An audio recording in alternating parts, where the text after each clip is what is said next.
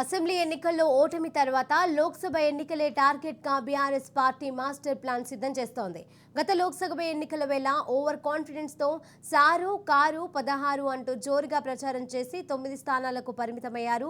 2023 assembly ఎన్నికల్లో అదే over కాన్ఫిడెన్స్తో 100 సీట్ల గ్యారంటీ అని ప్రచారం చేసుకున్నప్పటికీ 39 సీట్లకే పరిమితమయ్యారు. అయితే గత అనుభవాల దృష్ట్యా ప్రచారాలు కాకుండా తమ వ్యూహాలతో సైలెంట్గా సత్తా చాటేందుకు సిద్ధమవుతోంది BRS party.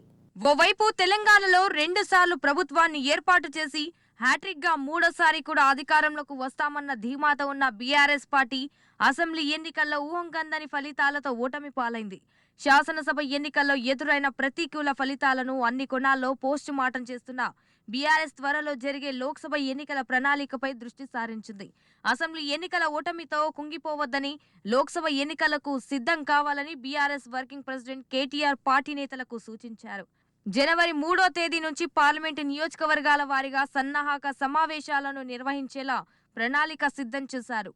BRS boss KCR ఆదేశాలతో తెలంగాణ భవన్ వేదికగా పార్టీ వర్కింగ్ ప్రెసిడెంట్ కేటీఆర్, ముఖ్య నాయకులు ఈ సన్నాహక సమావేశాలను నిర్వహించనున్నారు.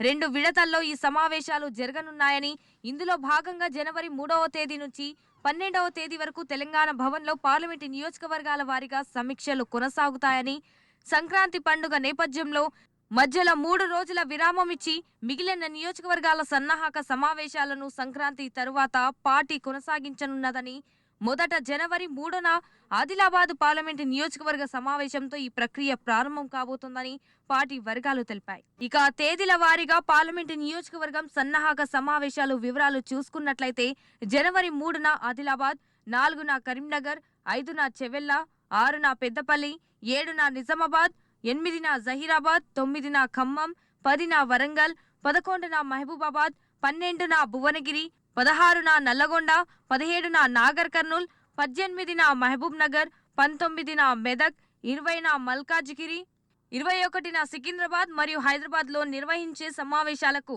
ఆయా పార్లమెంటు పరిధిలోని ముఖ్యులందరినీ ఆహ్వానిస్తున్నట్లు తెలిపారు.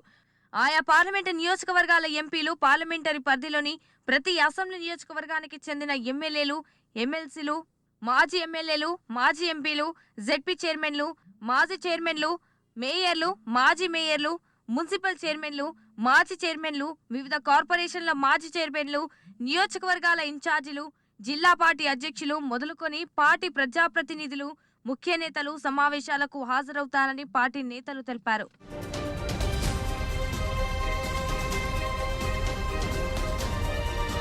తెలంగాణ భవన్లో జరిగే ఈ సమావేశాల్లో వచ్చే పార్లమెంట్ ఎన్నికల్లో అనుసరించాల్సిన వ్యూహంపై చర్చించనున్నారు. మీటింగ్కు హాజరయ్యే ముఖ్య నేతల అభిప్రాయాలు తీసుకుని పటిష్టమైన కార్యాచరణను రూపొందించనున్నారు. అసెంబ్లీ ఎన్నికల్లో కేవలం స్వల్ప ఓట్ల శాతం తేడాతోనే అనేక సీట్లు చేజారిన నేపథ్యంలో వాటిపై ప్రత్యేక దృష్టి సారించనున్నారు. పార్లమెంట్ ఎన్నికల్లో బీఆర్ఎస్ అభ్యర్థుల గెలిపే లక్ష్యంగా జరగబోతున్న ఈ సమీక్షల అనంతరం ప్రజాక్షేత్రంలో ప్రచార పర్వాన్ని బలంగా నిర్వహించేందుకు కూడా పార్టీ యంత్రాంగం కసరత్తు చేస్తోంది.